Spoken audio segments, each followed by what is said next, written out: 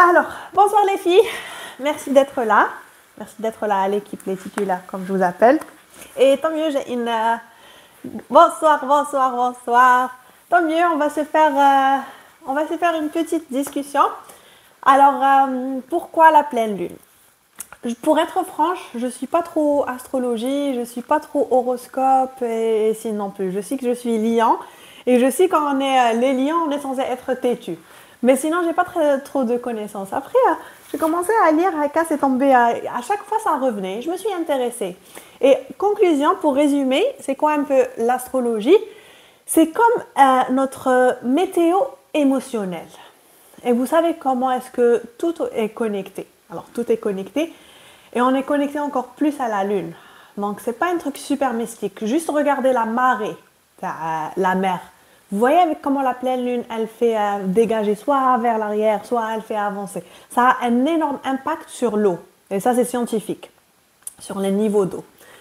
Et je me suis dit, waouh, la Lune, elle affecte la mer qui représente 70% de cette planète. Après, j'ai pensé, nous, qui sommes constitués de 70% d'eau. Donc, certainement, sur un niveau biologique, biochimique, émotionnel, tout ce que tu veux, physique, ça nous affecte. Donc, c'est bien de s'intéresser juste pour appréhender et pour savoir. Parce que prendre conscience ou une prise de conscience ou la conscience, c'est l'opposé à l'ignorance. On dit que les ignorants sont bénis. Pas vraiment, c'est pas du tout. C'est la malédiction. Donc, pour moi, je ne crois pas en la polarité du bien et du mal, mais je sais que l'ignorance, c'est l'enfer. Donc, voilà. Pourquoi la pleine lune? Juste pour ça. Voyez la chose comme un peu notre météo émotionnelle. Donc, on se retrouve pour faire un petit bilan. Et j'ai choisi un thème parce que, pourquoi pas? Parce que j'étais bien inspirée. Un jour, j'ai commencé à écrire et après, les astres se sont alignés. Et aujourd'hui, on va parler d'abondance. D'abord, je vous remercie d'être là. Vous êtes très courageuse parce que ce qu'on est en train de faire là s'appelle le travail de l'ombre. C'est pas tout le monde qui prend le temps, qui a le courage de s'asseoir et de faire de l'auto-évaluation ou de l'auto-étude. C'est s'étudier un peu. Car il est beaucoup plus facile de blâmer les autres, de se dire que ce n'est pas de sa faute. Il est beaucoup plus facile d'être la victime et se dire voilà, c'est ainsi et laisser tomber et vivre une vie inconsciente, très tranquille, normale et se dire qu'il est normal d'être triste ou subir le stress et ça fait partie de la vie. Alors que non, une prise de conscience, c'est une prise de responsabilité. Et c'est ce qu'on fait. Donc c'est un peu une pratique de méditation. On se met dans le siège de l'observateur. Au lieu de fermer les yeux et rentrer à l'intérieur, on va rentrer à l'intérieur. Mais par contre, on va utiliser notre cerveau. Donc, on va utiliser notre intelligence. On va utiliser ce cerveau humain. Au lieu de le garder dans la critique et dans l'exécution, on va l'utiliser pour observer. C'est ce qui fait de mieux le cerveau. Il n'est pas bien pour prendre le volant. Il n'est pas bien pour nous dire quoi faire quand on est agité ou excité. Je pense qu'on devrait toujours suivre notre intuition et notre cœur, car ils sont dotés d'une intelligence universelle. Après, une fois qu'on a pris une décision qui vient du cœur, on utilise le cerveau juste pour les modalités, la paperasse, si on peut appeler ça comme ça. Et c'est ce qu'on va faire. On va utiliser notre cerveau pour faire un petit bilan émotionnel, car le jour est parfait pour faire ça. C'est une pleine lune et un peu la lune est complète, donc on va pouvoir regarder d'après tous les zones. Il y a plus de lumière, on va mettre de la lumière sur nos côtés sombres. Et oui, ok.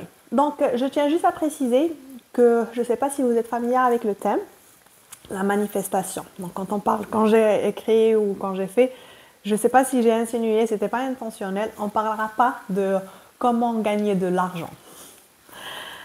On laissera ça pour après, car je pense qu'il y a une étape avant. Donc, la manifestation, pour faire bref, j'ai envie vraiment de commencer à en parler j'ai envie d'en parler, de partager avec vous parce que pour moi c'est un jeu. C'est un jeu et on est naturellement doté de ce pouvoir. C'est un pouvoir créateur. Qu'on le sache ou non, on est tout le temps en train de créer notre réalité. Et quand on s'en rend compte, ça devient vraiment un jeu. Mais avant de faire ça, il y a une étape qui suit. C'est quelque chose qu'on ne trouve pas. Je ne sais pas si vous connaissez le livre ou le film Le Secret Donc ça parle un peu de ça, de manifestation. Comment est-ce que, rien qu'avec ses pensées, en fermant les yeux de la méditation, on peut obtenir toutes les expériences, tous les objets, tout le matériel qu'on veut dans notre vie. Oui et non. C'est simple, mais c'est plus complexe que ça. Donc avant de parler de manifestation, dans mon expérience, ça fait un peu 3 ans que je suis en train d'expérimenter. Et je suis arrivée à une petite conclusion. Donc, j'ai une petite équation que j'aimerais bien partager. J'ai remarqué que avant de faire le travail de manifestation, il est très important de faire un travail de nettoyage. Donc, c'est notre état naturel de manifester. C'est notre état naturel d'être abondant. Ce qui nous bloque, l'obstacle entre nous et ces expériences qu'on voudrait attirer, c'est ces côtés sombres. C'est ce bagage qu'on trimballe. Voilà, donc on ne fera pas de manifestation, mais voyez ce qu'on va faire aujourd'hui. Le travail, c'est un peu l'étape qui précède ça. C'est un travail de nettoyage. Je tiens juste à dire que tout ce que je vais partager, tout ce que je vais dire, tout ce que en général, c'est ma réalité.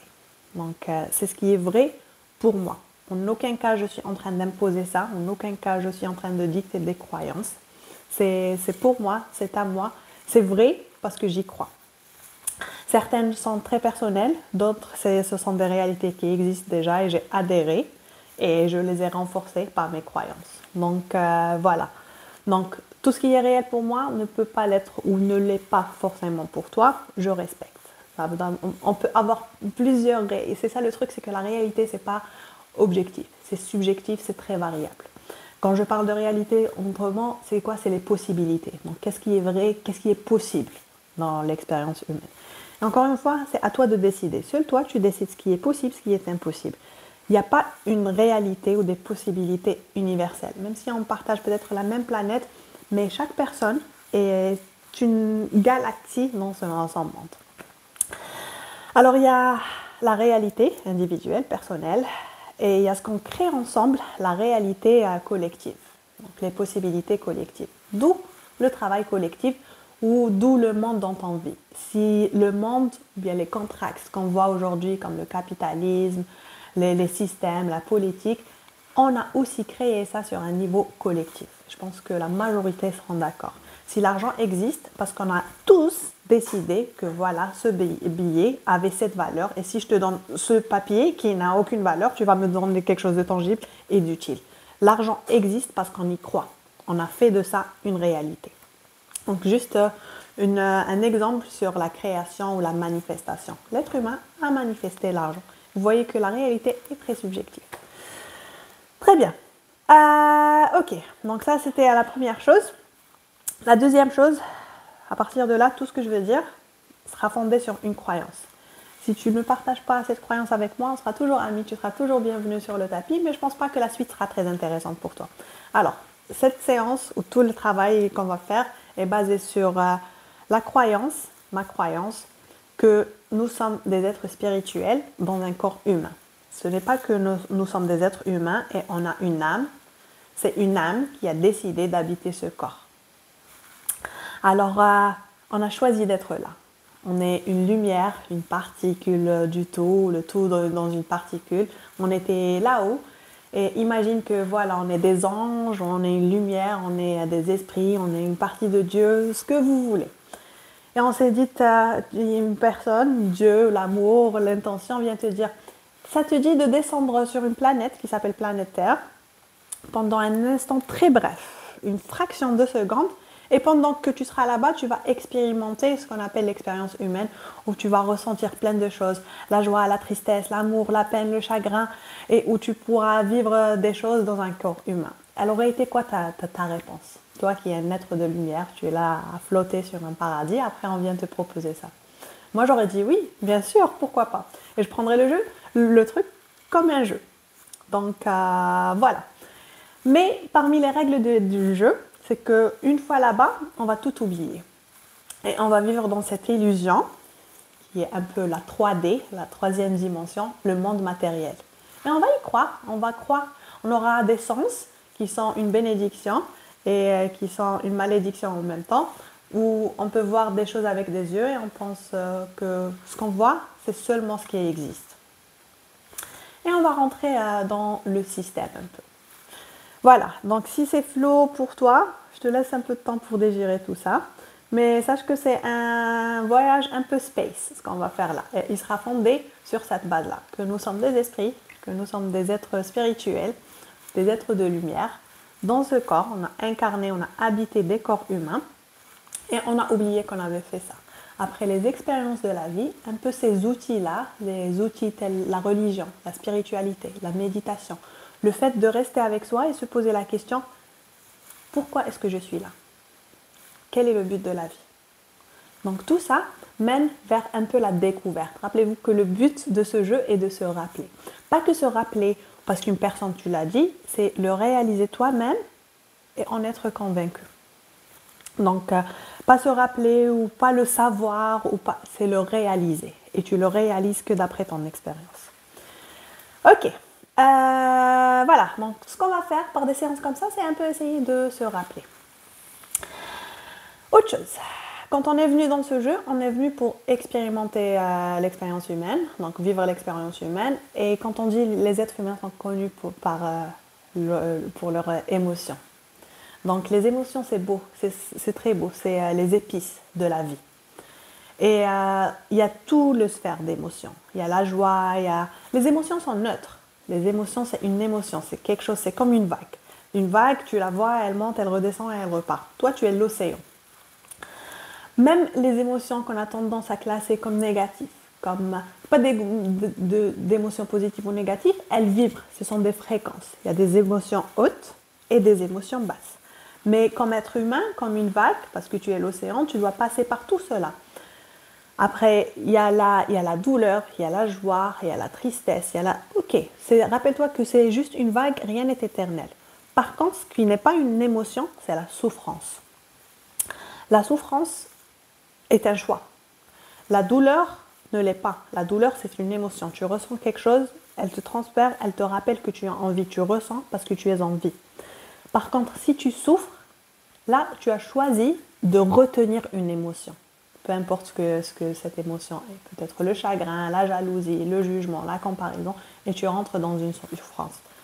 Je ne sais pas, mais je suis convaincue qu'on n'est pas venu ici pour souffrir. Car la vie est belle, autrement dit, la vie est abondante. Donc, ça va nous emmener un peu au sujet de la journée, de la soirée, la pleine lune. Qu'est-ce que c'est l'abondance? On laissera ça de côté, mais on va voir d'abord, on va explorer ce que l'abondance n'est pas.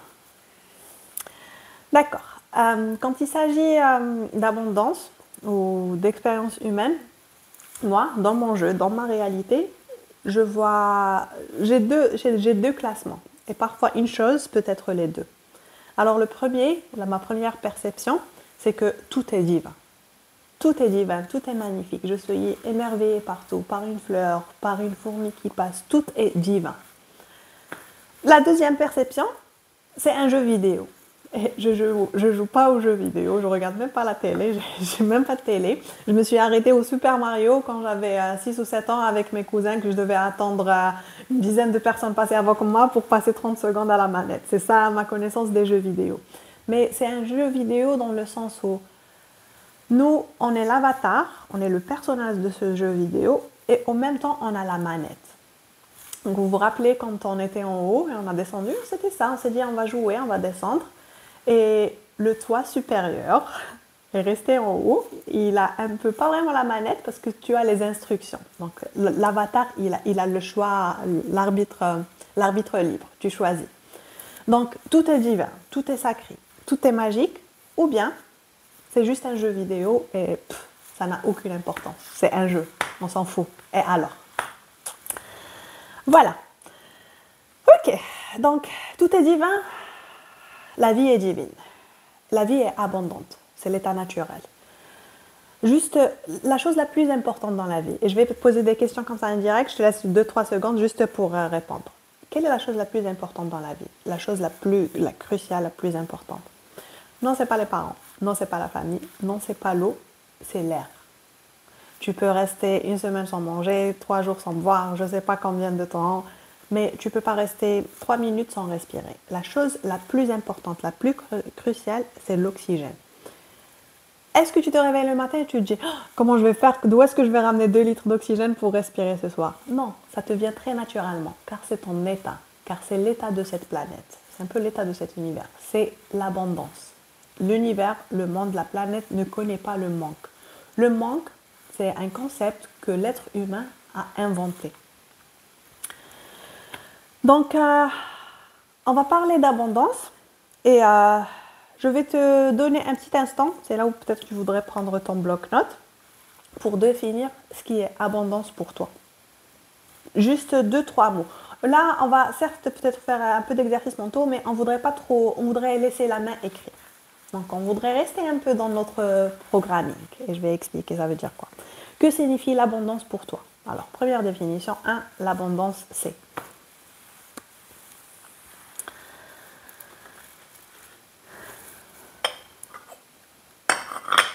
Après, j'ai posé cette question sur Instagram et merci. Je lis, même si je ne réponds pas, je lis toutes vos réponses. Et waouh, c'est exactement ça. En tout cas, moi, je suis d'accord avec toutes les définitions que j'ai reçues. J'ai reçu que l'abondance, c'est partager un repas avec sa famille et c'est exactement ça. C'est l'abondance de joie. L'abondance, c'est la nature. Moi, je suis la première à dire ça. Moi, l'abondance est un concept assez récent pour moi. J'ai pas grandi dans un milieu... J'aime pas ce mot, je vais le dire très spirituel. Et il y a une différence entre spiritualité et religion. La spiritualité peut être une religion. La religion ne mène pas tout le temps à la spiritualité quand ça devient culturel. Car dans certains milieux, la religion est plus associée à la culture qu'à la spiritualité. Elle a perdu un peu son essence. Bref, donc voilà, quand j'ai commencé à découvrir ça, je me suis dit que la nature, comment est-ce que tout est fait, tout est waouh, chacun a ce qu'il faut, chaque chose a ce qu'il faut et encore plus et ça déborde. Bref, après si tu as défini ça, on va passer à la deuxième. Très souvent, on associe l'abondance à la prospérité matérielle, autrement dit l'argent, la richesse. Et c'est un peu le cas, parce que c'est ça l'abondance. L'abondance touche tous les aspects de la vie. L'abondance, ça veut dire qu'il y en a assez et plus pour tout le monde et plus et ça déborde. Donc là, je vais te demander, c'est quoi la richesse, de définir la richesse pour toi. Et rappelez-vous, quand on rentre là, c'est un exercice d'observation. Donc, on voudrait être honnête avec nous. C'est entre toi et ton journal, personne ne va le lire si tu ne laisses pas traîner. Et tu es en train de faire une auto-étude. Soit approche la chose d'un côté très curieux, approche-la avec curiosité.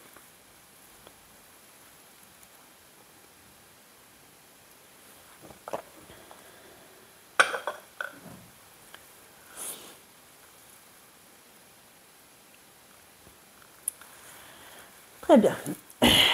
Et donc voilà, si tu as défini abondance, si tu as défini la richesse, ce que la richesse définit pour toi, pendant que je suis là, allez, je vais le faire aussi. Pour moi, l'abondance, c'est 3 piliers principalement. L'abondance dans le corps qui se représente en santé, l'abondance dans la 3D, le monde matériel, qui se représente en liberté et confort. Liberté, c'est-à-dire la capacité de pouvoir avoir toutes les expériences que tu veux sans trop y penser ou sans faire trop de calculs, car c'est ton état naturel. Et confort, ça rentre dans sécurité. Encore une fois, tu n'as pas besoin de souffrir pour avoir ça ou tout le temps avoir un échange. Parfois, ça peut être juste un échange énergétique en exprimant ta gratitude. Et une autre abondance dans les relations humaines. Donc, une abondance de joie, de personnes avec qui tu peux avoir des conversations comme ça. La famille, les amis, les enfants, j'en ai pas, mais j'imagine. Enfin, j'expérimente un peu ça avec ma nièce et waouh, ouais, c'est ça. C'est juste ces sentiments de bien-être et on ne veut pas tout le temps leur mettre des mots. Très bien. Là, on va rentrer un peu plus. Alors, je vais te demander de décider sur ce que tu veux. Donc, tu as défini l'abondance, tu as défini la richesse. Et là, qu'est-ce que tu voudrais avoir? Encore une fois, je vais me restreindre plus au côté matériel. Donc, on parlera de l'abondance financière. de prospérité financière. Mais sache que l'abondance, pour moi, elle touche les trois. Que ce soit les finances, l'amour et les relations et la santé, c'est la même chose. C'est un peu le même moule, sauf qu'on change les composantes à chaque fois. Très bien. Donc, qu'est-ce que tu voudrais avoir? Moi, ce que je voudrais avoir en ce moment, voilà, je suis dans un très bon timing.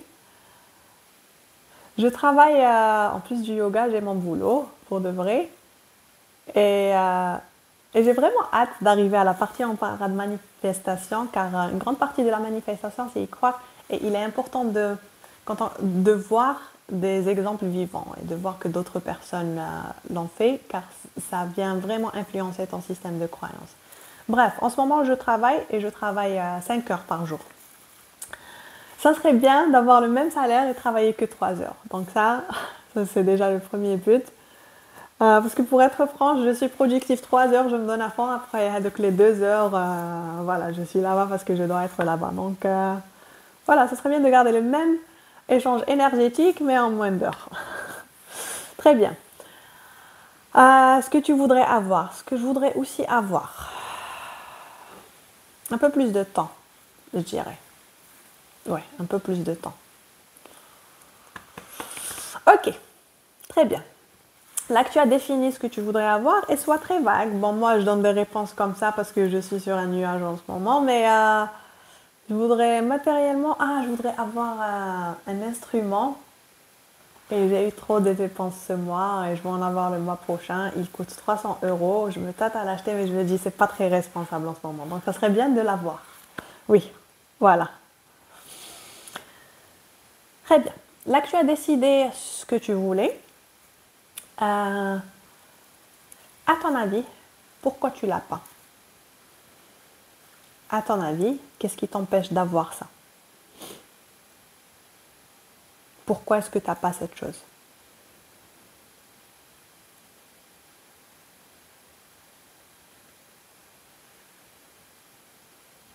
Bien. Moi, je reprends toujours mon exemple. En ce moment, pourquoi est-ce que je travaille 5 heures et pas 3 heures? Parce que je suis en train de travailler sur cette croyance, parce que tout est possible. Encore une fois, c'est un jeu vidéo. Surtout quand il s'agit d'argent, je vous ai dit que tout est divin ou c'est juste un jeu vidéo. La première chose, le jeu vidéo, c'est l'argent. L'argent n'est pas réel. Ça a la valeur que ça a parce qu'on lui a donné, on lui a attaché cette valeur. En ce moment, moi, je me dis que la valeur de mon salaire coûte 5 heures de ma journée. Ça serait bien de travailler sur cet algorithme, ce programming, et avoir le même salaire pour 3 heures. Et c'est possible. Parce que j'étais à 8 heures, je suis passée à 7 heures, 6 heures, et j'ai toujours le même salaire. Là, je suis à 5 heures et je suis dans le même état d'abondance. Donc, juste pour que vous puissiez voir que la réalité n'est pas réelle. Rien n'est réel. Très bien. Peut-être l'année prochaine, je serai à 3 heures. Peut-être pas, certainement. Ok. Très bien. Donc, sur mon exemple, oui. Le premier exemple, pourquoi est-ce que je ne l'ai pas en ce moment? Parce que je pense qu'il est plus équitable d'avoir mon salaire pour 5 heures de travail par jour. Et pourquoi est-ce que je n'ai pas l'instrument? C'est un manque de confiance, ça. Parce que ça, je l'ai cet argent. Enfin, j'essaye d'être responsable et de le garder. Et en même temps, c'est ça l'abondance, c'est pas gaspillage. Donc j'essaye de trouver le juste équilibre. Je vais le revoir cet instrument. Très bien. La prochaine question, donc c'est là que tu as défini ce que tu voulais. À ton avis, tu as écrit pourquoi est-ce que tu ne l'as pas. Et moi, je reste très basique. Je suis en train de donner des exemples basiques. Pourquoi pourquoi est-ce que tu le voudrais? Et supposons que tu voudrais une voiture. Moi, l'année passée, je voulais une voiture. Je voulais une voiture et je prenais le bus, même si c'était juste là, le tralala du bus, on a les horaires, il faut attendre, c'est soit trop tôt, soit trop tard, j'en avais marre, je voulais un moyen de transport. Et en même temps, je voulais pas de voiture, parce que j'ai eu une voiture de deuxième main, d'occasion, et toutes les voitures d'occasion, j'ai pas eu de chance avec eux. Soit il y a la fourrière, soit tu la pièce coûte plus cher que la voiture, soit... Bref, je me suis dit que j'avais marre des voitures, et en même temps, je pouvais plus prendre le bus. Et J'ai trouvé un autre moyen de transport. Je l'ai manifesté, je l'ai créé. Là, je roule en scooter. Après, récemment, je voulais aussi une voiture. Et j'ai commencé à me demander pourquoi est-ce que je voudrais une voiture. Et généralement, les choses qu'on veut, que ce soit une voiture, un sac à main, une paire de chaussures, un téléphone. Est-ce que tu le veux parce que c'est ce que ton âme désire, c'est ce que ton âme pense est indispensable pour elle pour évoluer dans cette expérience humaine. Parce que rappelez-vous que les choses matérielles, ce sont des outils qui nous permettent de vivre certaines expériences dont notre âme en a envie. Est-ce que c'est ça ton vrai appel? Est-ce que c'est un appel à l'âme? Ou est-ce que c'est un conditioning? Comment on dit ça? C'est un conditionnement. C'est un conditionnement de la société. Est-ce que tu le veux ce sac? Car ce sac va t'enrichir, va rajouter à ta banque énergétique. Est-ce que ça va te rapporter ce sentiment d'abondance? Ou est-ce que tu veux ce sac parce que toutes tes copines l'ont et parce que si toi tu pars au resto et tu n'as pas ce sac, après tu vas te comparer, tu vas avancer qu'elles vont te juger, tu vas te sentir moins, ça va te dévaloriser parce que tu n'as pas ce sac. Donc généralement les choses qu'on souhaiterait avoir viennent, la raison pour laquelle on les veut, je suis en train de généraliser. Il y en a certainement, il y a la nécessité, il y a plein d'autres, mais je reste très vague. Donc soit parce que c'est nous, ce qu'on voudrait avoir. 2, c'est parce que notre conditionnement. Est-ce que tu veux aller faire la fac de médecine parce que c'est en toi, tu es une guérisante, tu as ce don et c'est ce qui te fait, c'est ce qui t'anime, c'est ce qui anime ton esprit? Ou est-ce que parce que tes parents le veulent? Donc tu dois le faire parce que tu as envie de faire plaisir à tes parents ou parce que c'est ainsi, parce que tu penses que tu n'as pas le choix. Voilà. Donc décide sur quoi tu veux, rester honnête avec toi, il n'y a pas de mal. Il faudrait juste rester honnête et puis rester juste curieuse et se dire tiens, je m'intrigue.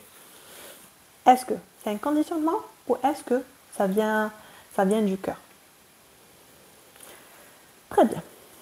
Une fois que tu auras décidé sur ça, là, on va rentrer dans ton programming. Autrement dit, ton subconscient. Sachez que je pense 80 à 90%, si je ne me trompe pas, de notre comportement vient du subconscient. On n'est pas vraiment consciente. On n'est pas là une personne lambda. Ça, avec l'âge, ça avance encore plus. On est en mode autopilotage. Autopiloté par le système, un programme qui est dans l'arrière de notre tête, dans notre subconscient. C'est un peu une habitude, c'est une action que tu répètes, ça devient une habitude que tu répètes, ça devient une routine que tu répètes, ça devient un programming.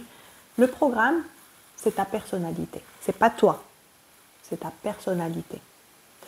Et ça prend un peu le dessus sur ton comportement, sur ta perception, sur ton environnement, sur ton expérience humaine.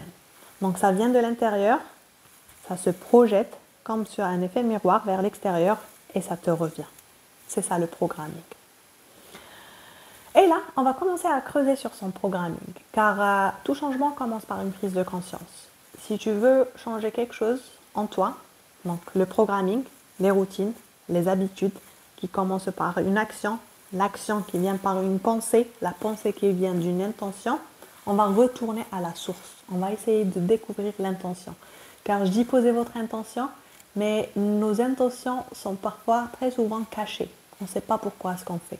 Tu rencontres une personne, tu lui souris. Tu rencontres une autre personne, tu la juges. Pourquoi? C'est un peu le programming qui est en arrière-plan, il est en train de tourner.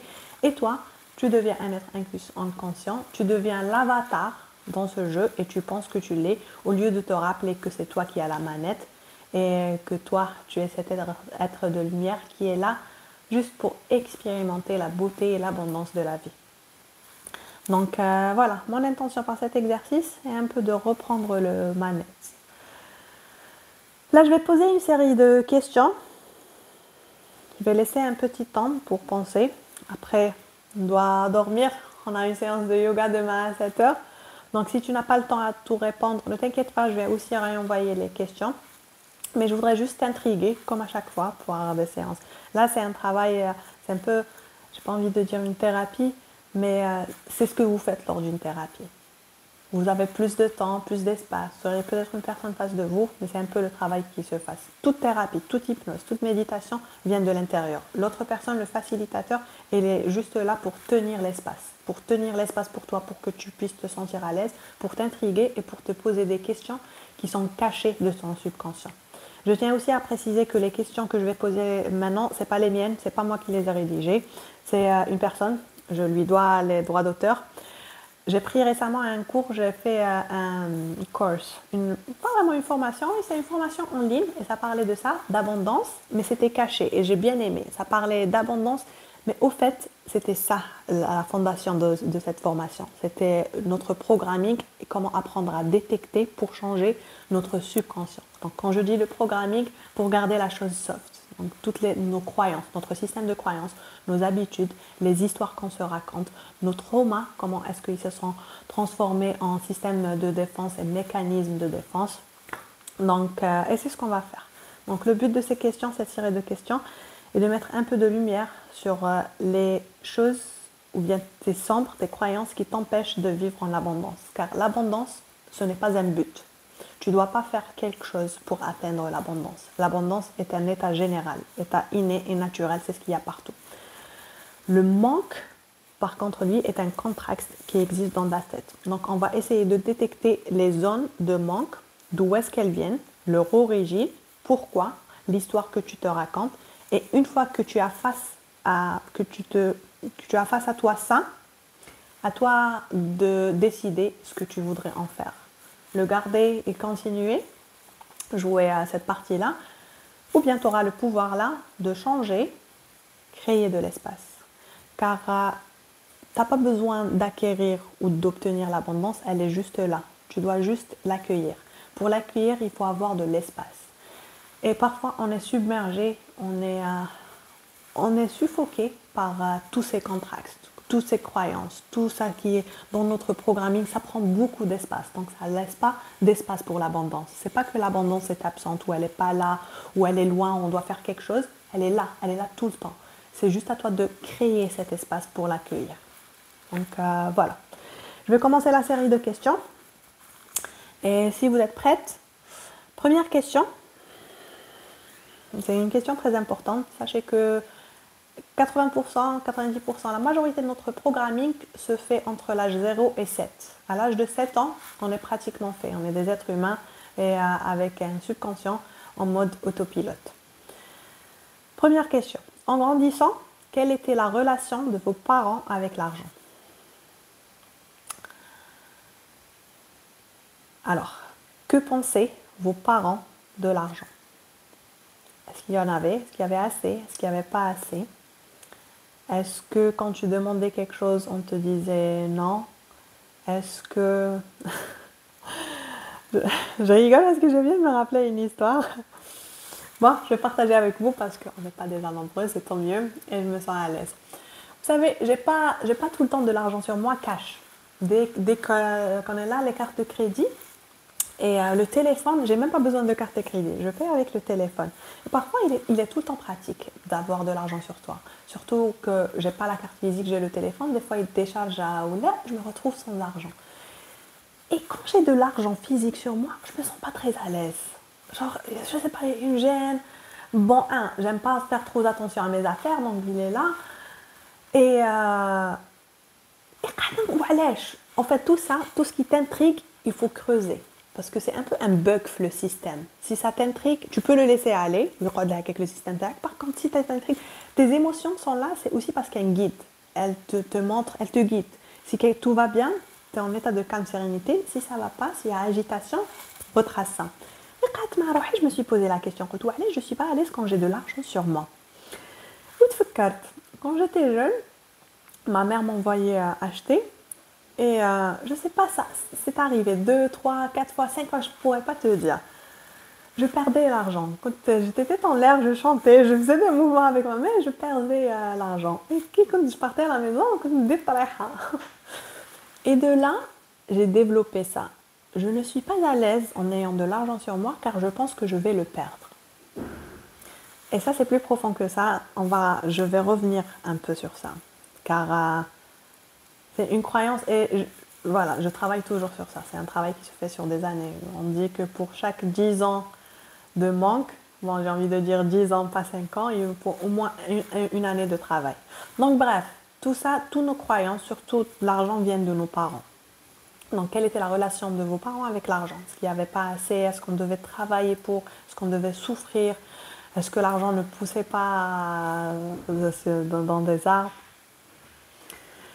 Très bien. Et là que tu as défini la relation de tes parents avec l'argent, décrivez les sentiments qui découlent de vos réponses. Quand tu penses que... Alors c'est simple, moi, la relation de mes parents avec l'argent, j'ai ma mère qui gaspille trop, qui met trop l'hiya, elle en est fière, il dîme trop bas. Et j'ai mon père, c'est un radin. Alors là, lui, c'est les deux extrêmes. J'ai mon père qui est super radin, fkoulesh, et, euh, et j'ai ma mère qui gaspille, qui n'a aucune gestion financière. Et il y a moi. Donc, les sentiments qui découlent quand je pense à ça, de la colère, parce que j'ai vu ma mère faire beaucoup de conneries financières, on fait toujours, mais bon, on va pas aller là-bas. Et mon père, j'ai envie de dire, mais c'est un mécanisme de défense. Donc voilà. Très bien. On va passer à la deuxième question. La cité ou énumérer vos premiers souvenirs concernant l'argent. Donc, dès que tu commences à penser à l'argent, tes premiers souvenirs par rapport à l'argent. Le manque, l'abondance, les dettes, les factures, en recevoir, en donner. Quels sont tes souvenirs? Je vais partager avec toi un souvenir. Je ne sais pas pourquoi. Quand j'étais jeune, bon, je parle à 6 ans, 5 ans, bref. J'étais amoureuse de la pièce à 50 dinars. Pour moi, genre, t'as une pièce à 50 dinars ou t'as un billet, mais avec le temps 1000 dinars ou là, je prendrais la pièce à 50 dinars car elle avait une valeur incroyable. Et je ne sais pas pourquoi. Donc, quand je pense à l'argent, je pense à ça, la pièce de 5000. Et après les dettes, oui. On ne pas les dettes. Oh mon Dieu, le carnet. T'as le pisserie. T'as le crédit. Oh mon Dieu. Je ne sais pas, bon, certainement tu fais un mais qu'on a fait le crédit. Donc, il y avait de l'épicerie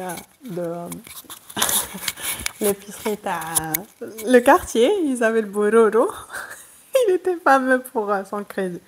Donc, oui, quand je pense à l'argent en étant jeune, c'était la pièce à 5000 et t'as le crédit. Parce que quand on a le crédit, tu vas te maman.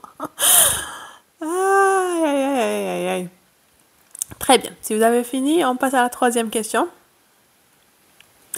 Troisième question. Étiez-vous plus riche ou plus pauvre que les enfants de votre école, votre groupe d'amis, votre entourage? Donc, situez-vous. Et comment te sens-tu par rapport à ça? Alors,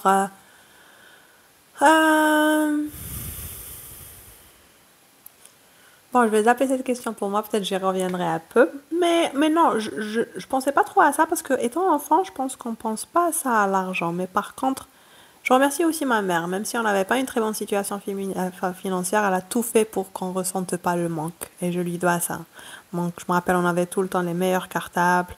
Et donc, oui, ça c'est mon expérience. Mais par contre, j'aimerais aussi partager une autre expérience. C'est une personne qui est aisée et on peut aussi développer des complexes. Donc, le manque n'est pas tout le temps synonyme d'un manque financier. On peut peut-être être très aisé financièrement, mais toujours avoir ce manque, donc ce sentiment d'infériorité. Donc on est tous égaux dans ça, peu importe ton background, d'où est-ce que tu viens, on ressent tous les mêmes choses de la même manière. Donc on développe aussi des complexes qui sont liés au manque, on développe aussi de la peur. Quand on n'a pas assez de sécurité financière, on a tout le temps peur, car on est en mode survie. Quand on l'a, on a aussi peur et on développe une angoisse. Quand est-ce que ça va partir? C'est pas juste. Pourquoi est-ce que moi je l'ai? Quand est-ce que ça va partir? Pourquoi moi? Les gens m'en veulent. Les gens m'aiment pour mon argent. Donc tout ça, c'est aussi un manque. C'est un manque d'abondance. C'est une croyance qui te dit que toi tu n'es pas assez ou tu ne mérites pas ça ou le fait que tu l'as, c'est injuste. Alors que non, il y en a assez.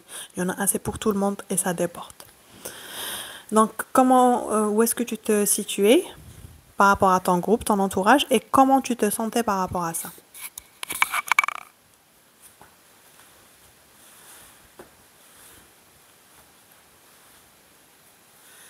Très bien. Je vais passer à la prochaine question. Je vais commencer à accélérer un peu là parce que j'ai envie de faire un peu de yoga. Alors, pouviez-vous faire du sport, porter des vêtements à la mode, assister à des événements, des trucs qui demandent certaines ressources financières lorsque vous étiez jeune? Et là, on va commencer à augmenter un peu. Donc, quand on faisait l'enfance, là, on va aller vers l'adolescence. Est-ce que tu pouvais avoir à faire les activités extrascolaires, le sport, le hafla? Est-ce que tu pouvais mettre les vêtements que tu voulais? Est-ce que tu pouvais assister aux événements? Là, ce qu'on détecte, à chaque fois que je pose la question, je suis en train de t'intriguer. Quel est le sentiment, l'émotion qui revient? Donc, au lieu de te focaliser sur le souvenir en lui-même, reviens au présent et quelles sont les émotions qui sont en train de surgir. Moi, je ne vous cache pas, je commence à rentrer un peu dans la tristesse, donc ça doit être la lune. Ok, très bien. Là, prends une bonne inspiration et prends conscience de ton état émotionnel et honore-le. Il est tout à fait normal d'avoir des sentiments, surtout quand on fait remonter certaines choses comme ça. Et on est là pour les libérer. Donc, peu importe ton moyen de libération, laisse-le sortir. Et je vais passer à la prochaine question. On revient aux parents. Donc, quels étaient les récits de vos parents et de la société dominante concernant votre carrière? Donc, quand votre carrière, quand vous avez décidé de faire ce que vous êtes en train de faire, qu'est-ce que vos parents pensent de ça et les pensées dominantes de la société? Alors, moi je prendrais quel exemple? Prof d'anglais ou prof de yoga? Bon, le prof d'anglais, je pense que c'est un peu... non, pas trop. Le prof de yoga, on ne prend pas la chose très au sérieux en Algérie. Si je veux dire, mon père, il ne sait même pas ce que c'est. Ma mère, elle ne prend pas la chose au sérieux, donc elle se dit, voilà, c'est juste une vague, ça va lui passer. C'est pas important. Là, je reviens vers moi-même, qu'est-ce que moi, je pense de ça. Donc, toi, qu'est-ce que les personnes dans ton entourage, tes parents, pensent de ce que tu fais, de ton emploi, de ton métier?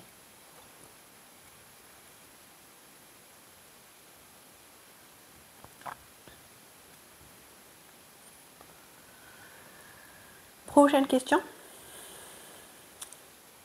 Lorsque vous avez eu 18 ans, quelle était votre impression de l'argent? 18 ans, l'âge légal pour travailler, pour commencer à faire gagner légalement de l'argent. Quelle était votre impression? Moi, je me rappelle très bien. À 18 ans, j'étais très contente. Un, parce que j'avais le permis et deux, pour commencer à travailler, pour commencer à faire rentrer de l'argent. Alors, mon histoire avec l'argent est... ouf. Bref, c'est pas le sujet de discussion, mais je suis passée entre les deux extrémités du sphère. Je me rappelle, dès que je commençais à 18 ans, j'ai commencé à travailler très jeune. Et j'étais dans l'événementiel. J'étais partout. Je n'étais fatiguée pas. Je vivais pour gagner de l'argent. J'étais amoureuse de l'argent. Et ce qui m'attirait, c'est l'adrénaline. Donc, dès que j'ai eu ma première paye, je me sentais pouf aux anges. D'ailleurs, la première année de la fac, je l'ai bloquée. Je ne l'aurais pas dit. J'ai commencé à travailler. Bref, je travaillais, je conduisais un véhicule de service. Je ne sais pas si vous connaissez les canettes Red Bull. Et après... mon père, par contre, il m'a giflé une fois dans sa vie. Et c'était, voilà, j'étais là toute contente, avec la musique. Et je regarde à ma gauche et je le vois et il ne savait pas que je travaillais. Donc, bref, c'était un petit choc. De 18 ans jusqu'à, je dirais, 23 ans, c'était une obsession. C'était une obsession, c'est là où j'ai touché le fin fond. de la déprime, la dépression et l'angoisse. Et je me dis que quand j'y repense maintenant, pauvre moi, j'ai envie de me faire un câlin comme ce que je me faisais subir à 23 ans. Je suis très contente que j'ai survécu à cette année, mais ça a vraiment dégénéré. J'avais tout le temps peur, je ressentais tout le temps cette pression de faire rentrer de l'argent, une journée sans faire rentrer de l'argent. Et j'étais pas forcément dans le manque, mes parents subvenaient à mes besoins, j'avais pas à payer le loyer, même si je le faisais, c'était aussi un choix parce que je m'infligeais toutes ces responsabilités financières. Pour moi, si je suis pas là en train de produire, et si mon monde s'est écoulé, ça se détournait autour de ça. Après, à l'âge de 25 ans, 26 ans, j'en avais marre et j'ai décidé de devenir une hippie. Je me suis dit, vous savez quoi, moi je me barre de cette société, moi l'argent, j'y crois pas, je vais aller vivre dans une vanne. Je l'ai fait pendant 3 mois. J'ai arrêté tous les achats pendant une année. J'ai tout vendu. Alors, c'est simple, j'ai acheté une paire à chaussures à 700 euros, je l'ai vendue à 80 euros. Mais bon, c'était pas l'khsara, je m'excuse, c'était des leçons. Et j'ai développé une résistance à l'argent. J'ai commencé à juger les gens qui en avaient. J'ai commencé à juger les gens qui étaient tout le temps là à travailler, qui voulaient en gagner, qui voulaient... Donc je suis passée à l'autre extrémité. Et j'ai pas trouvé le bonheur là-bas non plus. Et j'avais compris que l'argent, c'était pas le problème. C'était l'approche. Donc voilà, en racontant cette histoire, quelle est ton approche, toi, par rapport à l'argent que tu avais? On va en revoir un peu plus, on va avancer dans le temps. Car ça en a beaucoup à dire. Donc on revoit le passé juste pour se situer dans le présent. Et là, je vais poser une question qui peut être un peu sensible. Zapla, si tu n'es pas très à l'aise. Avez-vous déjà fait ce que je vais citer pour des raisons purement financières? Je répète, avez-vous déjà fait ce que je vais citer là pour des raisons purement financières? La première chose, êtes-vous déjà resté dans un boulot, un emploi, pour des raisons purement financières? Oui ou non? Deuxième, es-tu déjà resté dans une relation, une situation de vie? Une situation de vie peut être un endroit, une maison, un club, peu importe, pour des raisons purement financières. Oui ou non? 3. Rester dans une relation pour des raisons purement financières. C'est valable pour le passé comme pour le présent. 4. Rester dans un lieu géographique pour des raisons purement financières.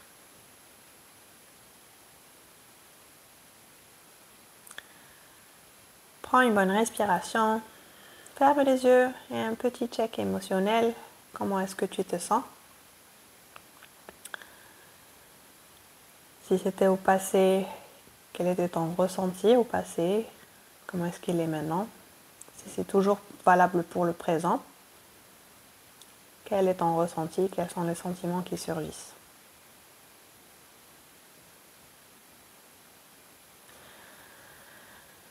As-tu actuellement peur ou est-ce que tu as peur de ressentir à nouveau ça? Donc si tu es toujours dans la situation, as-tu peur? Si tu étais dans la situation, as-tu peur de ressentir ça à nouveau?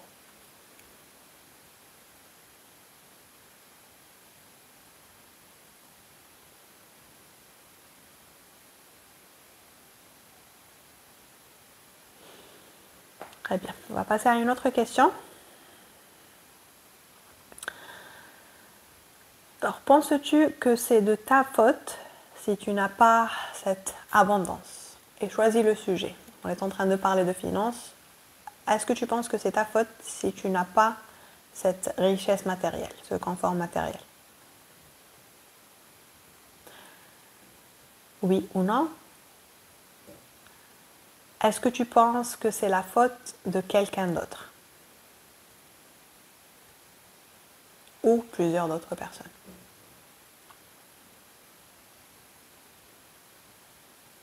Oui ou non?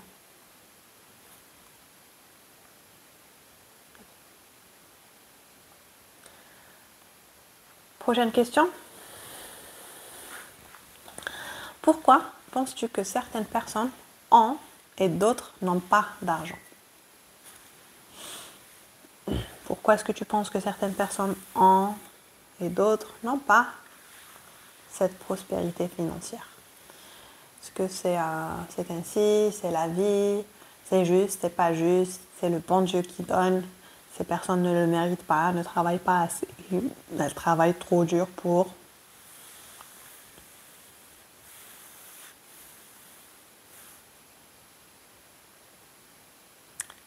Est-ce que tu penses que la société a à voir avec la distribution de la richesse?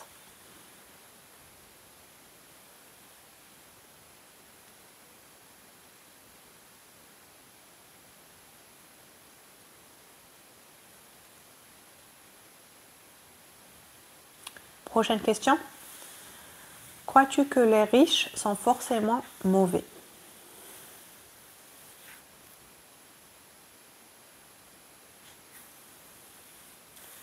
Prochaine question.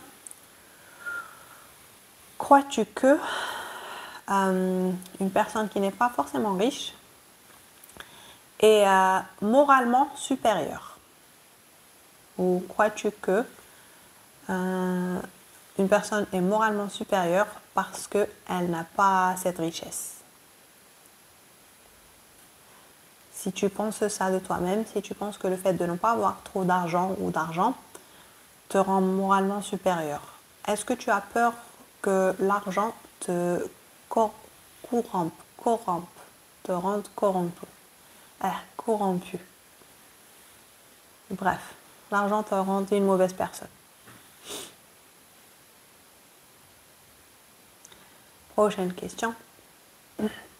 As-tu peur que les gens soient en colère contre toi si tu vivais dans l'abondance? En colère contre toi, fâchées, elles vont t'en vouloir, elles vont te juger, elles vont te porter le mauvais œil. Si tu vivais dans l'abondance, quelle serait l'opinion? Que penses-tu que serait l'opinion des autres sur toi?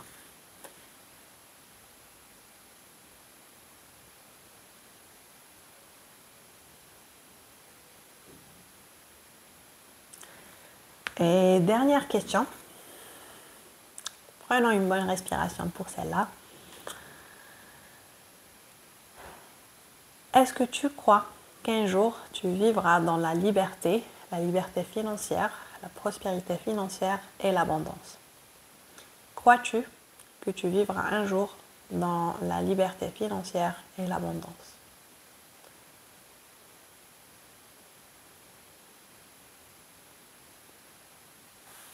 Très bien. Et on va arrêter là. Tu n'as pas eu le temps de tout mentionner, ne t'inquiète pas, je vais t'envoyer ces questions-là. C'est de très bonnes questions à se poser une fois, deux fois et revisiter sa réponse à chaque fois. C'est pour ça qu'on fait, c'est une étude, parce que ça peut arriver que tu as de différentes réponses. Donc, moi, je recommande de faire ce travail-là dans une semaine et dans un mois pour remarquer le progrès. Car remarquer le progrès est très important, c'est ce qui nous fait avancer. Et quand on est dedans, on a tendance à l'ignorer. Donc on est là à se battre et à se dire que voilà, ça diminue un peu le dialogue, le monologue négatif qu'on a à l'intérieur de nous. Ça nous adoucit aussi, remarquer le progrès. Je dis ça très souvent au 7 AM Flow Club. Si tu rates une séance, deux séances, trois séances, c'est pas grave. Célèbre toutes les séances que tu as été déjà là. On a tendance à oublier ça, donc on a tendance à faire toutes les séances et je vous vois, elle est là 6 sur 7, 5 sur 7. Elle vient pas une journée, elle culpabilise, non, j'ai pas fait ça. C'est normal, tu es un être humain, accorde-toi le temps. Quand tu n'as pas envie de le faire, repose-toi si tu veux dormir un peu plus. Quand ça se répète, commence à te poser des questions. Pourquoi est-ce que j'ai pas envie d'aller? Est-ce que c'est vraiment le corps qui le demande ou est-ce que je rentre dans un programming de paresse? Si c'est le cas, pourquoi? D'où est-ce que explore? Pose le pourquoi comme un enfant de 3 ans, parce que ce programme, c'est un peu un enfant de 3 ans. Donc, on voudrait juste... L'enfant de 3 ans, qu'est-ce qu'il voudrait? ton attention. Dès que tu te baisses à son niveau et tu le remarques et peut-être tu lui fais un câlin, il va devenir l'enfant de 3 ans, il va jouer. Très bien. Donc c'était la fin des questions. Il reste 3 points que je vais effleurer. Ces 3 points seront le sujet ou le thème de la prochaine séance. Peut-être pas la prochaine, mais une séance à venir. Donc je te laisse le temps d'intégrer tout ça, de reconnaître ton programming. Car cette étape-là est très importante. C'est l'étape la plus importante et cruciale pour la manifestation. La manifestation, la création des désirs est un jeu. Elle vient du fan. La partie qui n'est pas fan, c'est ce travail-là, car tu devrais faire face à tes démons, tes peurs, ton programming qui n'est pas tout le temps joli, car ça vient même pas parfois la majorité du temps, ça vient de la société, du monde, des parents, de l'environnement, de l'entourage. Donc fais face à ça. Une fois que tu auras nettoyé ça, la manifestation, c'est un jeu d'enfant. Donc les prochains 3 points, enfin un peu la succession de ce travail, c'est un transfert d'abondance. Une fois qu'on a remarqué nos zones de manque, on vient faire un transfert d'abondance en remarquant nos zones d'abondance. Et cet exercice, je l'ai un peu inventé. Oh, j'ai certainement dû le lire quelque part. Bref, je l'ai un peu façonné. Chez moi, alors où est-ce que je me sens abondante? Je me sens abondante en santé. En santé et en cette vitalité. Et c'est génétique, c'est héréditaire, je sais pas, j'ai toujours été ça. Je parle pas de fitness, de santé. Genre, je suis pas hyperchondriaque, je pense pas aux maladies, je suis pas tout le temps malade et je ressens cette abondance. Et je suis là, j'en suis très gratifiante, mais en même temps, c'est très naturel. Ça me vient très naturellement. Et ce que j'ai commencé à faire, un transfert d'abondance. Donc, je détecte le manque, c'était avant, c'était mes finances. Et je remarquais que c'était ça mon programming de manque. Et je faisais un transfert d'abondance. Je me disais, comme je me réveille le matin et je sais que je ne vais pas avoir mal au dos ou à la tête ou au bras et je vais être normale, j'ai commencé à faire ce transfert d'abondance, donc reprovoquer les mêmes sentiments. Et c'est ça dans la manifestation. Avant de manifester sur le plan matériel dans la 3D, il faut le manifester dans la 4D, l'émotion, donc créer l'émotion. Je me disais, je vais transférer cette abondance vers mon portefeuille. Et je me sentais trop bien. Genre, le temps d'énergie que j'avais dans le corps, je l'ai maintenant dans mon compte bancaire. Et j'ai commencé à jouer avec ça. Donc, on fera ça la prochaine fois. Un transfert d'abondance vers des zones prospères, vers les zones de manque et les nourrir un peu. Pour faire ça, on viendra créer le sentiment. Car feeling is the secret, c'est ça le secret de la manifestation. Enfin, c'est même pas un secret. Tu veux manifester quelque chose, commence à utiliser ton outil magique, l'imagination. Nous, qu'est-ce qu'on fait avec notre imagination? On est là à essayer de trouver des solutions pour des problèmes qui n'existent pas. Du coup, qu'est-ce qu'on fait? On crée ces problèmes. Et si on changeait ça, et si on commençait à vivre dans notre imagination, dans la situation idéale qu'on voudrait créer, je pense que ça fera une énorme différence. Donc voilà, on va commencer à apprendre et à manipuler l'imagination et on va retomber en enfance. On va faire exactement ce que les gosses font. Qu'est-ce qu'ils font? Ils sont là à jouer et ils créent un monde pour toi. Ils sont juste en train de balader, mais eux, ils sont dans cette dimension-là. J'ai commencé à faire ça, c'était magique, c'était exactement magique. J'ai pas tout le temps vécu enfin, j'ai toujours été prête à la mer et j'ai vécu 2 ans à Séville. Et moi, je suis une créature marine et j'étais pas dans mon environnement. Ça m'affectait énormément. Je partais au jardin, je me mettais sur le banc et je m'imaginais sur une plage. Et j'ai tellement développé ce muscle, car l'imagination est un peu un muscle, et ça ne m'étonne pas que c'est devenu ma réalité. Donc voilà, juste un petit exemple tout simple. Et après, bien sûr, la gratitude.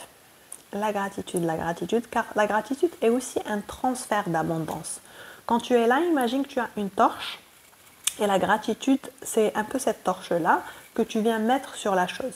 Donc, elle va l'éclaircir et tu vas remarquer que ça. Et tu n'auras que ça.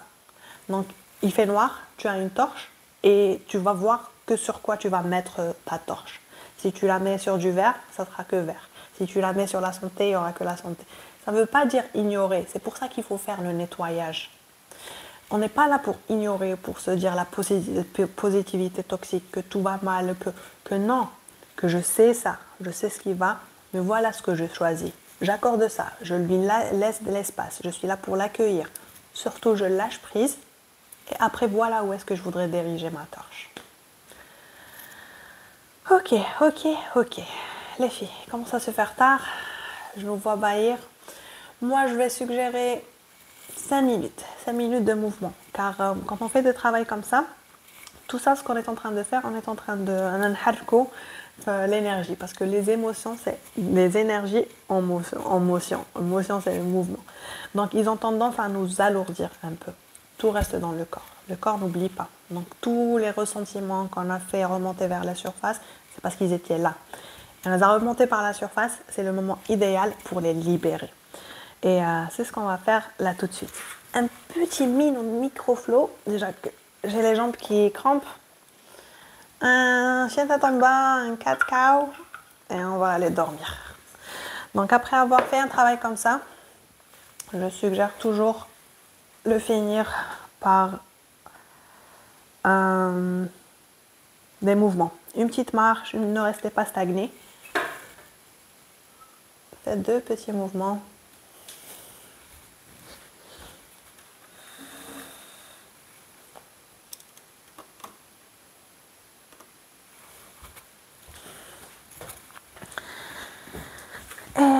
C'est parti. Venez. Sur les mains et les genoux, rapprochez les pieds ensemble. Écartez les genoux. Poussez les fesses vers les talons. Et venez dans ce child pose, le front reposé sur le tapis, les bras bien tendus devant. Prenez une bonne inspiration.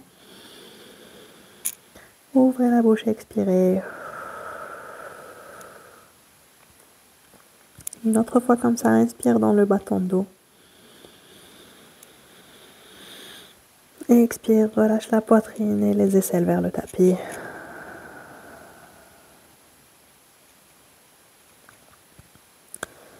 Et une troisième fois. Marquez un temps de pause pour propager l'air vers le bas du dos, les jambes jusqu'aux orteils. Et soupire par la bouche, relâche. Lève la tête, regarde entre les mains, déroule les épaules vers le devant. Retrouve une table, réajuste les mains, les épaules sous les poignets sous les épaules, la hanche sous les genoux. Prends une bonne inspiration, creuse le bas du dos, lève la tête, regarde vers le haut. Et expiration, pousse dans les mains, arrondis les omoplates, monte en poitrine. 2 fois comme ça. Inspire vers le haut. Et expire vers le bas. Et une dernière fois. Très bien. Expire vers le bas. Reviens au centre. Tends la jambe gauche derrière toi. Fléchis le genou gauche. Ramène-le vers le coude ou l'épaule. Et place le pied à l'extérieur de la main, à l'extérieur du tapis. Éloigne-le bien. Là, commence à faire des cercles avec la hanche. Et change de sens l'autre côté.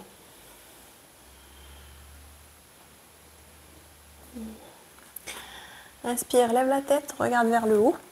Option de garder la main sur le tapis ou bien la placer contre le genou. Gardez l'appui sur la main droite, ouvre la poitrine et éloigne le genou gauche.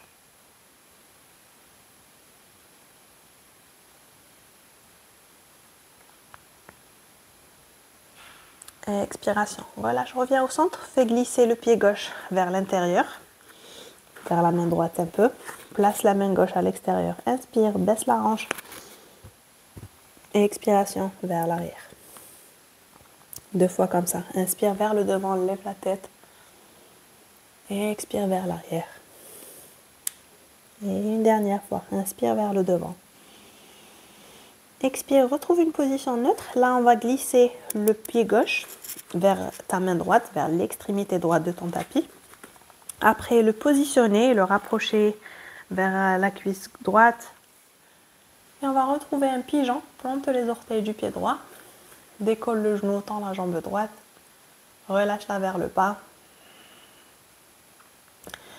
Et on va chercher un petit étirement dans le psoas ou le côté de la hanche. Aussi ouvrir la hanche Essayez de garder le dos droit et les épaules droites et parallèles. Tu peux rester là ou bien sur une expiration, on vient se pencher sur la jambe gauche.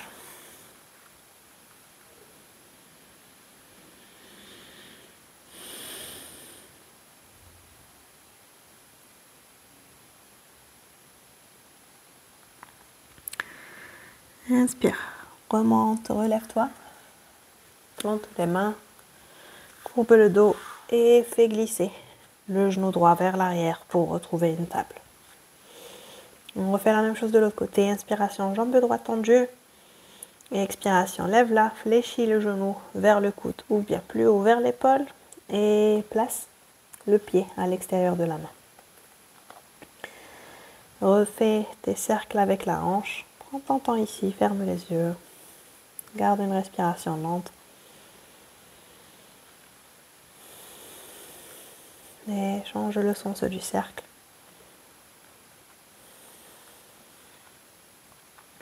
La hanche vers le bas. Et tu peux rester là ou bien soulever la main droite sur le genou droit pour l'écarter. Garde l'appui sur la main gauche. Ouvre la poitrine. Regarde vers le haut.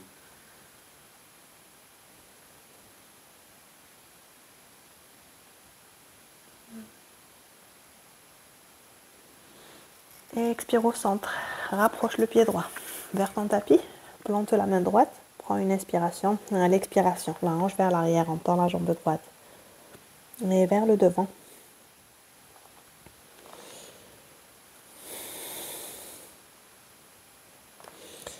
Et bien, reviens au centre. Là, le pied droit glisse vers la main gauche, l'extrémité gauche de ton tapis. Fléchis le genou, retrouve le pigeon. Plante les orteils du pied gauche, tends la jambe gauche. Prends une bonne inspiration. Et expiration. Reste là ou bien viens te pencher sur la jambe droite.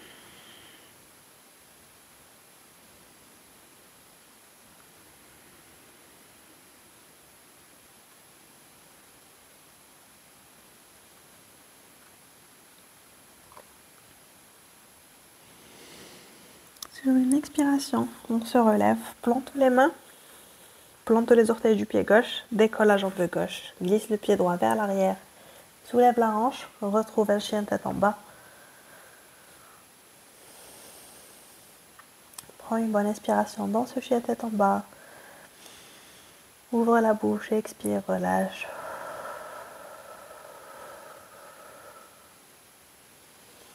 Une dernière fois ici, fléchis les genoux, le ventre vers les cuisses, allonge le dos. Et après, relâche les genoux sur le tapis. Pousse les fesses vers les talons. Le front et les mains vers les pieds. On va prendre 3 dernières respirations dans ce child pose pour laisser la pratique et le travail qu'on a fait s'intégrer. Revenir vers notre intention.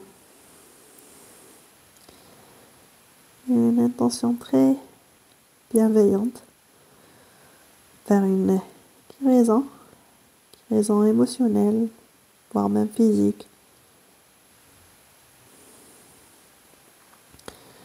Une intention de libération, de fermeture de cycle,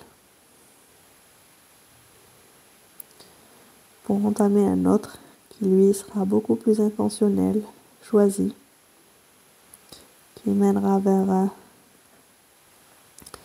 développement, une prospérité.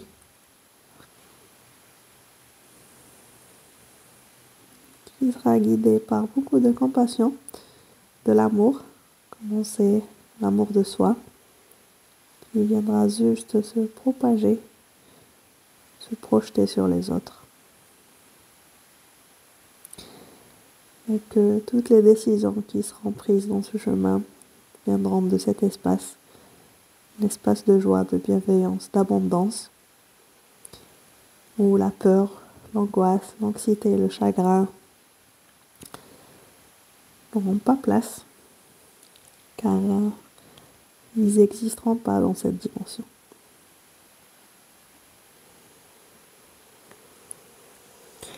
Quand tu seras prête, relève-toi, prends ton temps.